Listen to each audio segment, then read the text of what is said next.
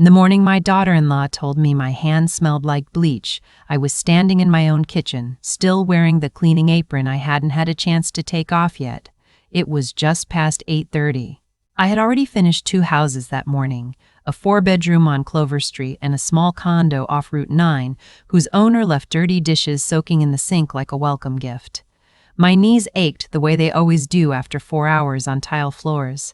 My lower back had that familiar tight pull that doesn't go away anymore. Not really, just softens a little by evening if I'm lucky. I had stopped at the bakery on the way home, the little one on Fieldstone, run by a woman named Rosa who always wraps the muffins in brown paper and ties them with kitchen twine like there's something worth unwrapping slowly. I bought a blueberry one for myself and the cranberry walnut for whoever might want it.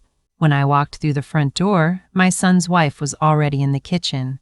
Seated at my kitchen table, in my kitchen, in the house I have owned since 1997, scrolling on her phone with one ankle crossed over her knee like she was at a spa. She looked up when I set the bakery bag down. Then she wrinkled her nose. "God," she said, not even looking at me directly, "you smell like a hospital laundry room." I stood there holding my apron in one hand and my car keys in the other. 68 years old, up before 6. 4 hours of cleaning other people's bathrooms and baseboards and forgotten corners behind refrigerators, and she was wrinkling her nose. "It's bleach," I said. She nodded slowly, like I had confirmed something she already suspected. "Yeah, I know what it is. It's just a lot." She went back to her phone. "You might want a shower before you touch anything in here." Before I could answer, my son appeared in the doorway from the hallway, still in the gray sweatpants he'd been wearing since at least yesterday. His hair was flattened on one side. It was nearly 9 in the morning, and he had the slow, unhurried look of someone who had just woken up without an alarm. "Morning," he said, opening the cabinet for a coffee mug. "Morning," his wife said without glancing up. He looked at me briefly. "You already went out?" "I had 2 houses." He nodded like that was a weather report. "Mildly interesting. Not worth further comment." I set my keys on the hook by the door and walked to the sink to wash my hands. The bleach smell had settled into the creases of my palms the way it always does after a long morning. I scrubbed slowly, watching the suds run pink from a small cut I'd gotten on my right index finger sometime during the Clover Street job. I hadn't noticed it until now. Behind me, I heard my daughter-in-law shift in the chair. "Anyway," she said, still to her phone, "I was thinking we'd do that brunch place on Merchant Street today, the one with the avocado toast. Marcus said he'd drive." My son poured his coffee. "Yeah, sure." I dried my hands on the dish towel and looked at the kitchen. There were 2 mugs already in the sink from earlier that morning, rinsed but not washed. A butter knife rested on the counter beside the toaster with a smear of jam still on the blade. Someone had pulled out the good cutting board, the wide maple one my late husband picked out at a farmer's market in Vermont, and left it sitting at an angle on the edge of the counter. I paid for all of this: the coffee, the electricity that ran the toaster, the internet my daughter-in-law used to scroll through whatever she was scrolling through, the water I was currently drying from my hands, the house that held the table she was sitting at so comfortably at 9 in the morning on a Thursday. My son was 37. His wife, Corinne, was 34. They had moved in 14 months ago, just until we save up enough for a down payment, my son had said at the time. 6 months, maybe 8. 14 months. Corinne stood up, stretched her arms above her head, and glanced over at the bakery bag. "What's that?" "Muffins." She looked at them without enthusiasm. "I'm doing low carb right now." She picked up her phone and walked toward the hallway. "Marcus, are you almost ready?" "I want to get there before it fills up." My son swallowed his coffee, set the mug in the sink on top of the other 2, and followed her. Neither of them asked how my morning had gone. Neither asked if I was tired. Neither asked if I was tired. Neither asked if I wanted to come to brunch. I stood in my kitchen, alone, smelling of bleach, holding a muffin wrapped in brown paper. And somewhere in the back of my mind, very quietly, a thought appeared. Not an angry thought, just a clear one. How much longer are you going to do this? Hello, my friends. I'm so glad you're here. My name is Erica, and today I want to share with you the story of Margaret. She is 68 years old, she cleans houses for a living, and she has been invisible inside her own home for over a year. When her daughter-in-law said something that finally crossed the line, what Margaret did next surprised everyone, including herself. Tell me, have you ever felt like a stranger in your own house? Let's find out what happened. If you had walked through my house on any given weekday morning, you would have found me gone and the two of them still asleep. I left early. That was simply how my life worked. My first client, a retired school teacher named Beverly on Maple Crest Drive, liked her house done before 10 so she could have her garden time without feeling like someone was moving around inside. My second house varied. Tuesdays it was the Kowalski family on the east side. Thursdays, a young couple in the new development off the highway who left the place relatively tidy, but had a dog that shed like it was paid to. I'd been cleaning houses since my husband passed 7 years ago. Not because I had to, exactly, but because the silence in this house after he died was the kind that presses on your chest if you sit inside it too long. Working kept me moving. It kept me useful. It kept me in the world. My clients were good people. They left checks on the counter, sometimes with a little note. Beverly sometimes had tea waiting. The young couple once left a handwritten card at Christmas with a gift certificate to the nursery down the road, because I had mentioned once that I liked growing tomatoes. Strangers treated me better than the people sleeping in my upstairs bedroom until 10:30 in the morning. Corinne had moved in a few weeks after my son. That was not part of the original conversation. My son had asked if he could stay while they saved for a house. Then Corinne's lease ended and it seemed easier, and I said yes because I loved my son, and I still at that point believed 14 months ago me when she said it would be temporary. She was not unkind exactly. She was just consistently unaware that I existed as a person rather than a background feature of the house, like the coat rack or the kitchen timer.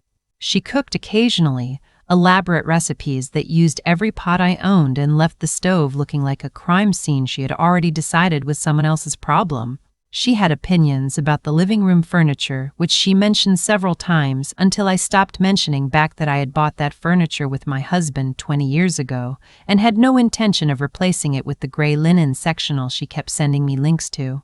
My son, Marcus, I loved deeply, but love does not make a person blind unless you let it. He had been laid off 18 months ago from a project management job he'd held for 4 years. Fair enough, that happens.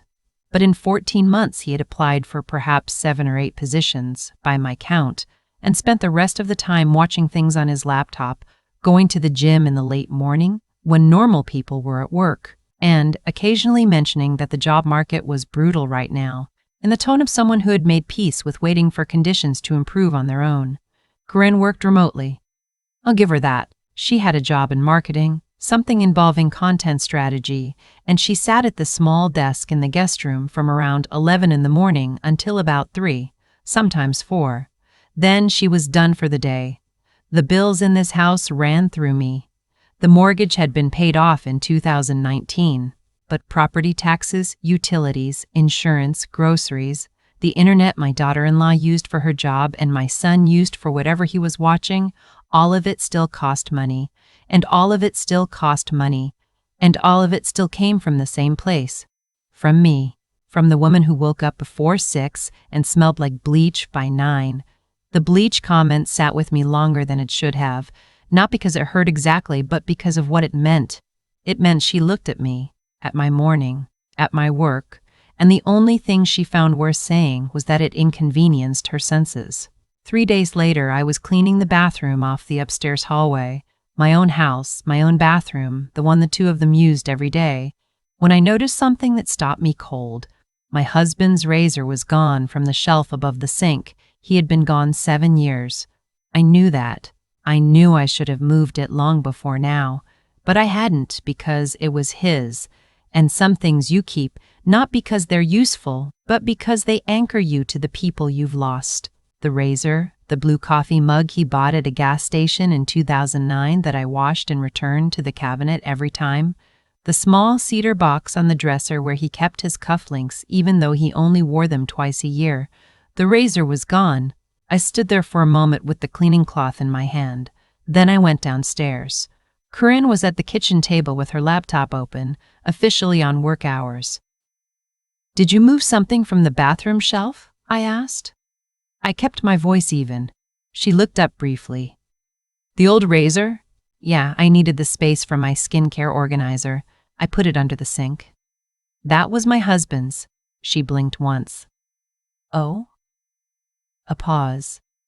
"It's just an old razor, Margaret. It's not like it still works." "Just an old razor." I nodded once, went back upstairs, retrieved it from under the sink where she had tucked it behind a bottle of conditioner, and brought it to my bedroom. Set it on my dresser next to the cedar box.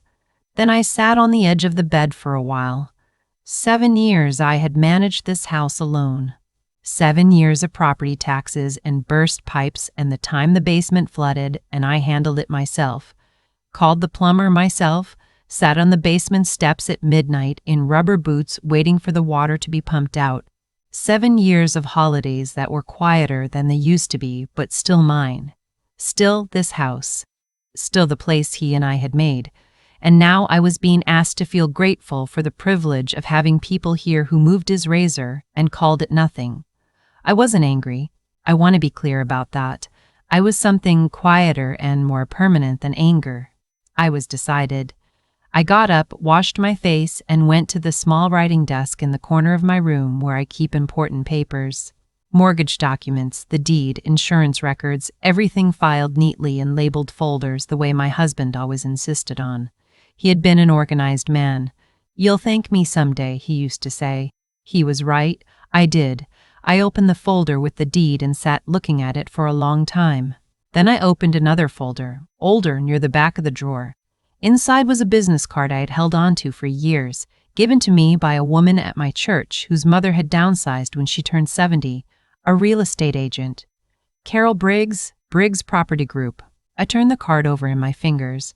Outside, I could hear Corinne in the kitchen, opening and closing the refrigerator, talking on the phone to someone about something I didn't care to follow.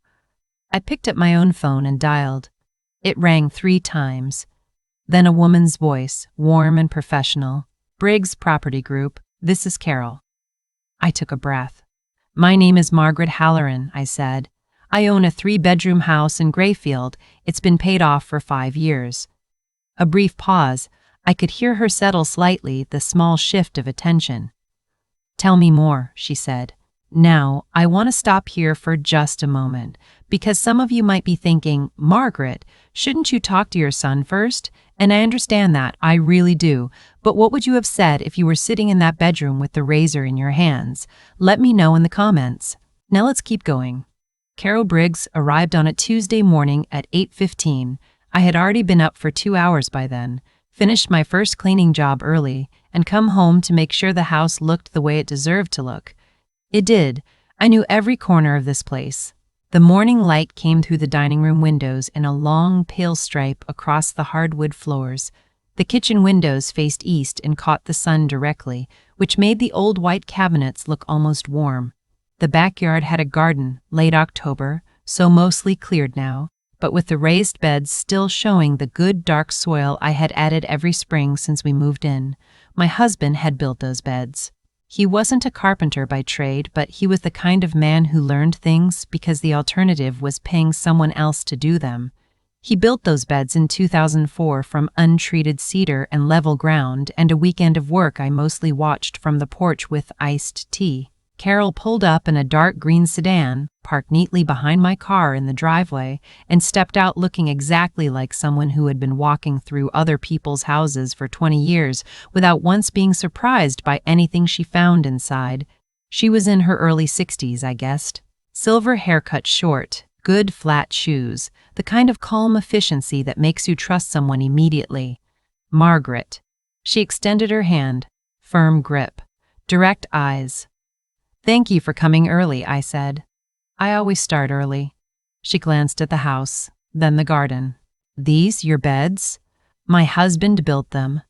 She nodded, no sentimentality but no dismissal either. "Garden like that sells a house. People want to believe they'll use it." I liked her immediately. We went inside. The house was quiet. Marcus and Corin were still asleep. I had not mentioned Carol's visit, just as I had not mentioned the phone call, just as I had not mentioned the thought that had been forming in the back of my mind since the razor. Carol moved through the rooms the way a doctor moves through an exam, purposeful, not decorating, assessing. She paused at the living room windows, commented on the ceiling height, noticed the hardwood floors were original. In the kitchen, she ran one hand along the edge of a cabinet door and said simply, "These are solid. My husband picked them out. Buyers look for solid." She wrote something in her notebook. When we reached the upstairs hallway, I lowered my voice. My son and his wife are still sleeping. The guest room on the left. Carol paused for exactly 1 second. Then, without any change in expression, "Are they aware you're selling?" "Not yet." She nodded once, in the way of someone who has seen this before and will not be making it her problem. Understood. We stepped quickly through the rooms, keeping our voices low. My bedroom, the small office, the bathroom. Carol noted the layout, the closet sizes, the window in the office that overlooked the garden. "People call that a home office now," she said. "Used to just be a room." Downstairs, over coffee, we talked numbers. She told me what the house was worth. Then she told me what it would sell for in this market, which was meaningfully higher than what it was worth. There had been a quiet frenzy in Grayfield for the past 2 years. Families from the city, people working remotely, people who wanted a yard and a street where children could still ride bikes. "How quickly?" I asked. She tilted her head slightly. "Priced right? Under 2 weeks. Maybe faster." I held my coffee cup with both hands. Outside, through the kitchen window, the bare maple in the backyard moved slowly in the November wind. "I want clean," I said. "Smooth closing, no delays." Carol looked at me with a kind of professional respect.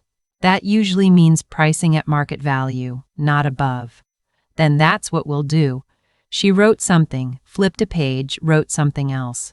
Then she looked up. "When would you like the photographer to come?" I heard a sound from upstairs then.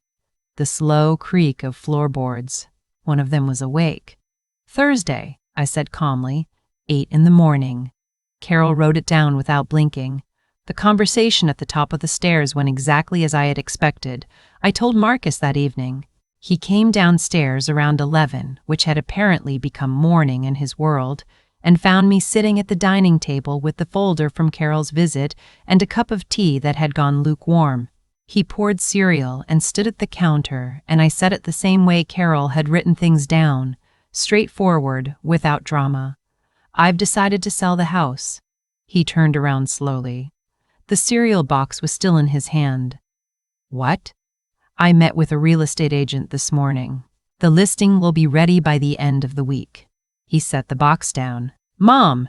"Yes! You can't just... Why didn't you say something?" I wrapped my hands around the lukewarm cup. "I'm saying something now." He pulled out the chair across from me and sat down heavily. "Is this because of something Corinne said?" "Because the Bleach comment," I told her that was. "It's not about the comment." "Then what?" I thought about the razor. About the cutting board left at the edge of the counter. About waking before 6 every single morning to clean other people's houses so I could come home and clean my own. About 14 months. "Marcus," I said gently, "when did you last pay a bill in this house?" He opened his mouth, then closed it. "When did you last buy groceries? Replace something that broke? Notice that the back gutter was pulling loose from the fascia and get someone to look at it? I had that fixed in September. It cost $240. I didn't mention it because I didn't want to make you feel bad." I paused. "But I'm telling you now." He was quiet for a long moment. "We were going to start contributing more," he said. But even as he said it, his voice had the quality of something he'd been meaning to do for a while. "I know," I said. "I believe you meant to." Corinne appeared in the doorway at that moment. She had heard enough from the hallway. I could tell by the way she walked in with her arms already crossed. "What's going on?" Marcus looked at her. "Mom's selling the house." Corinne stared at me. Then she laughed, short and flat. "Because of the Bleach thing?" "I already apologized for..." "You didn't apologize," I said. She blinked. You said it was just a razor. You didn't apologize. I kept my voice level, but this isn't about that either. She stepped further into the kitchen. Then what is it about? You're going to sell your house because we live here? I'm going to sell my house because I want to. I folded my hands on the table. This is my house, Corinne. My name on the deed, my 30 years of mortgage payments, maintenance, property tax. Mine. She looked at Marcus. He looked at the table. You're being dramatic, she said. I'm being clear, I said. There's a difference. Marcus finally looked up. Where would you even go? I've been looking at a small place near Dutton Lake. Single floor, lower property tax, good light in the kitchen. I paused. I'll be fine. Corinne shook her head slowly. I can't believe this. We have nowhere to go. You'll have 30 days once we close, I said. That's standard. 30 days, you repeated, like I had said something in a foreign language. That's not enough time, Marcus said quietly. I looked at my son. Really looked at him, the tired lines around his eyes that hadn't been there before the layoff. The way he sat in the chair like someone waiting for something outside his control to go right again. I felt the familiar pull to soften everything, to say, never mind, to keep the peace the way I'd been keeping it for 14 months. I let the pull pass. Marcus, I said, 30 days is actually a very long time if you start today. He didn't answer, but something in his face shifted. Not anger, something more uncomfortable than anger. Recognition. Corinne grabbed her coffee and walked out of the kitchen. Her footsteps on the stairs were sharp and deliberate. A door shut firmly. Marcus and I sat there for a while without talking. Finally, he said, Did you really look at a place near Dutton Lake? I did. Is it nice? I thought about the listing photos I had saved, the small back porch, the kitchen with the east-facing window, the quiet street that dead-ended near the water. It's very nice, I said. My friends, I have to stop here for a moment, because I know some of you are thinking, Margaret, your son is struggling, you know that. And yes, I know that too. Watching someone you love drift is one of the hardest things there is, but sometimes love means making the comfortable thing impossible. Did Margaret do the right thing? Keep that question with you. Let's see what happened next. The photographer came Thursday at 8 as scheduled. His name was Derek, young, quiet, with a camera bag over one shoulder and the focused expression of someone who was already mentally composing the shots before he was through the door. I had done what I could that morning. Fresh flowers on the dining table, the kind Rosa at the bakery always kept in a bucket by the register, the good dish towel folded over the oven handle, the raised garden beds in the back visible from the kitchen window, framed by the bare maple branches in a way that looked, honestly, beautiful. Marcus was in the kitchen when Derek arrived. He had started waking earlier in the past 2 days. I noticed it without commenting. He watched Derek set up without speaking. Then, after a while, he said simply, "The morning light hits the dining room really well." Derek looked up. "I'll catch it from the doorway." Marcus nodded, then he refilled his coffee and went to sit in the living room out of the way. Corinne did not come downstairs. I heard her door open once. Footsteps to the bathroom. Footsteps back. Then quiet. Derek worked through the house in about 90 minutes. Methodical and unhurried, adjusting lamps and pulling curtains to angles that let the light do what it naturally wanted to do. In the office, he paused by the window and looked out at the garden. "Somebody built those beds by hand," he said. "My husband." He looked at me briefly. "I'll make sure to get the garden in the wide shot." When he left, the house felt slightly different. Not empty, just documented, like something had been officially seen. Marcus appeared in the kitchen doorway. He had his laptop with him. "I found 3 places," he said. I turned from the window. Apartments, 2 apartments and a duplex. He set the laptop on the table and turned it toward me. The duplex has 2 bedrooms, backyard, near the bus line. Corinne could walk to the coffee shop she likes on 4th. He paused. "It's manageable if she keeps her job and I pick up something part-time while I keep looking for permanent work." I looked at the listing. Pale brick building, tidy entry, a small back porch. Nothing fancy. Solid. It looks good, Marcus. He nodded slowly. His jaw was tight. He was working hard not to show how much this cost him. I should have done this a year ago, he said quietly. I didn't say yes. I didn't say no. I just looked at my son, who was finally looking at the real world with the kind of clear eyes that come when comfortable options disappear. You're doing it now, I said. He closed the laptop. Corn is angry. I know. She says you're punishing us. I thought about that. About the razor on the shelf. About 4 a.m. starts in Bleach raw hands and a cutting board left at an angle on the edge of my counter. I'm not punishing anyone, I said. I'm just finally making a decision about my own house. I paused. That's not the same thing. Marcus looked out the window at the garden for a long moment.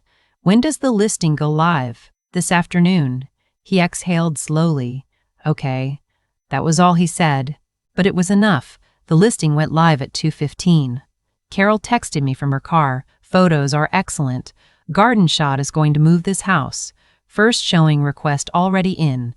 I was sitting in my car in the parking lot of my afternoon client's house when I read it. A woman named Sandra on Birchwood who always left a handwritten grocery list on the counter in case I needed anything. Sandra was 81 and said please and thank you for everything. Last month she had given me a jar of her strawberry preserves wrapped in a square of checked cloth. I sat there for a moment in the quiet of the car. 14 months of early mornings. 14 months of grocery bills paid alone and gutters fixed alone and holidays quietly managed alone. 14 months of being invisible in my own home. And now, just like that, the house was on the market. I texted Carol back, thank you. Let me know what comes in. Then I picked up my supply bag and went inside to clean Sandra's kitchen, which I did with the particular care I bring to houses where people treat me like a human being.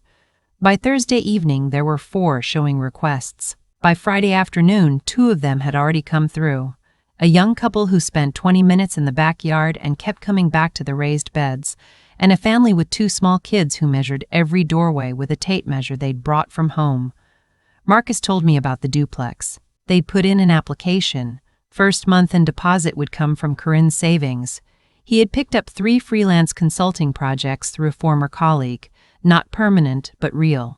Corinne came downstairs that evening. She sat across from me at the dining table and didn't say anything for a while. Then she said, I shouldn't have moved the razor. I looked at her. I didn't think about what it was, she said. Her voice was quieter than I had ever heard it.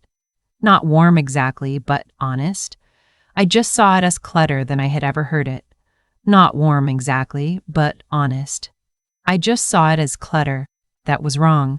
Yes, I said, it was. She looked at the table. I'm not great at thinking about other people's things. I noticed that. She almost smiled, then didn't. I hope your new place is good. I studied her for a moment. This young woman who had lived in my house for over a year and barely learned my last name's pronunciation, and complained about the smell of my work and moved my dead husband's razor because she needed the shelf for her skincare. She wasn't cruel. She was just someone who had never been asked to see the cost of things until now. I think it will be, I said. She nodded once and went back upstairs. The offer came on a Saturday. Carol called me while I was in my garden, clearing the last of the season's debris from the raised beds, turning the soil slightly so it would be ready for whoever came next. My hands were dark with earth. The morning was cold and still and smelled of wood smoke from somewhere down the street. Margaret, Carol said, strong offer, above asking, clean financing, fast close, 30 days. I stood up slowly, one hand on my lower back. The couple who came back twice, I said. The ones who measured the doorways. Carol laughed softly. That's them. They want the garden, Margaret. Their offer letter mentioned the garden specifically.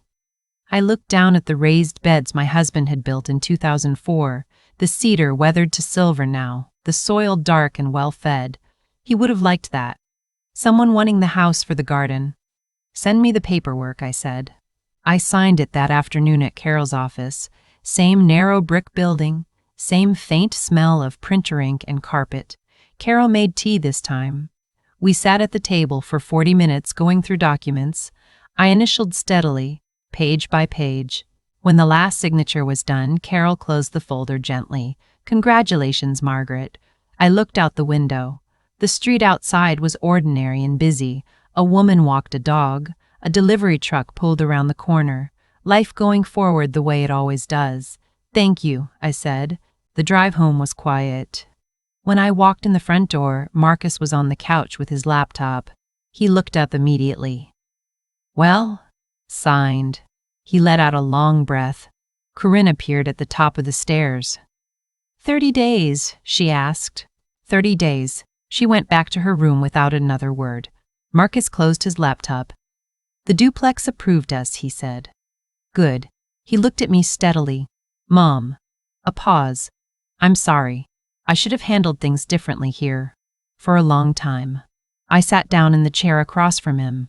My hands still had a faint trace of garden soil in the creases. "I know you are," I said. "I don't want this to be how things are between us." I looked at my son. 37 years old, tired around the eyes, more honest in this moment than he had been in 14 months. He was still my son. He would always be my son. "It won't be," I said, "but things have to be different." He nodded. We sat there for a while in the quiet of the house that had 30 days left of being mine, and that was enough. My last morning in the house, I woke before 5 out of habit. I made coffee, stood at the kitchen window and watched the sky go from black to deep gray to the particular pale silver that comes just before color returns to the world. The maple in the back was completely bare now. The raised beds were cleared and turned. The house was mostly boxes. Marcus and Corinne had moved to the duplex 3 days earlier. He had hugged me at the door. She had said, stiffly but genuinely, that she hoped I liked the new place. I believe she meant it. I carried my last 2 bags to the car, locked the front door, stood on the porch for a moment and looked back through the window at the empty kitchen, the oak cabinets, the window where the morning light came through, the spot on the floor near the dishwasher where my husband had stood 10,000 times making his morning coffee and sneaking sugar into it when he thought I wasn't watching. I didn't feel sad. I felt the same thing. I feel at the end of a long day of work when everything has been cleaned, every surface wiped, every room left better than I found it. Finished. Complete. I got in the car and drove to the new place near Dutton Lake. 23 minutes. Mostly quiet roads. The apartment was on the ground floor, 1 bedroom, a small study, a kitchen with an east window, a back porch that looked over a strip of water through the bare trees. I had already put a few things in. My husband's cedar box, the photograph from our trip to the Oregon coast in 2003, a small pot with a rosemary cutting I'd taken from the garden before the new owners took the house. I set the coffee down on the new kitchen counter and opened the back door. Cold November air came in off the water. Somewhere, a bird was doing something optimistic for that hour. The lake was still and silver in the early light. For the first time in a very long time, I stood in a space that was entirely mine, and there was no one in the next room who needed anything from me. No one sleeping until noon. No one wrapping their nose at the smell of my work. No one moving to things that mattered without asking. Just me and the water and the beginning of a quiet morning. I brought the rosemary inside, set it on the windowsill in the kitchen where it would get the morning light. Then I made a second cup of coffee, carried it out to the porch, and sat down. That is Margaret's story. Some people will say the house was just a house. Some people will say family always comes first. But I wonder if those people have ever been the one who pays every bill, fixes every broken thing, and still gets asked to shower before touching anything in their own kitchen. What do you think? Did Margaret do the right thing? Leave me a comment. I read every single one. And if this story meant something to you, please like and subscribe. It really does help. I'll see you in the next one. What I keep coming back to when I think about Margaret's story is how long it took. Not the selling of the house that moved quickly once she decided. I mean how long it took to decide. 14 months of early mornings, 14 months of paying every bill alone, fixing every broken thing alone, being present in every way that matters while the people sleeping in her house were absent in every way that counts. And through all of it, she kept telling herself it was temporary, that things would shift, that the gratitude was coming eventually. That is not weakness. That is what love looks like when it hasn't yet learned where its edges are. What changed Margaret wasn't the Bleach comment, though that was the moment the fog cleared. What changed her was the razor, that small, quiet act of erasure.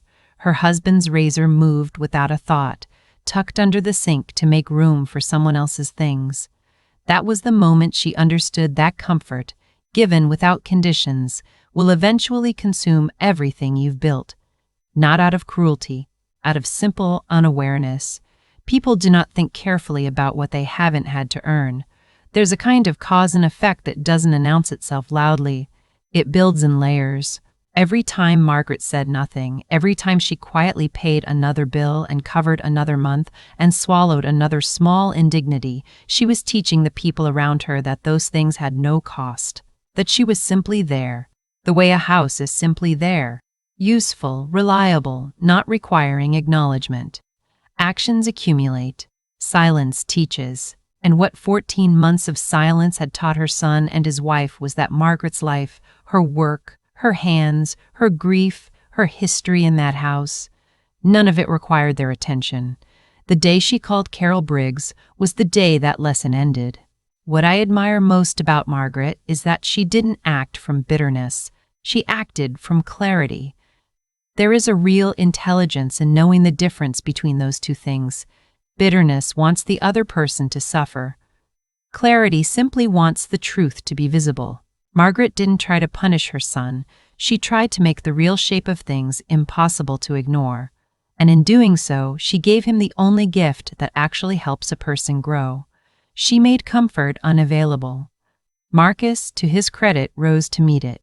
He found the apartment. He picked up the freelance work. He said, "I'm sorry," with his eyes open instead of his ego closed. That took something real. It took a kind of courage that only gets called forward when there's no softer option left. This is what I believe from Margaret's story and from everything I've seen in lives lived long enough to have regrets and reversals both. The people who love us most are not always the ones who make things easiest for us.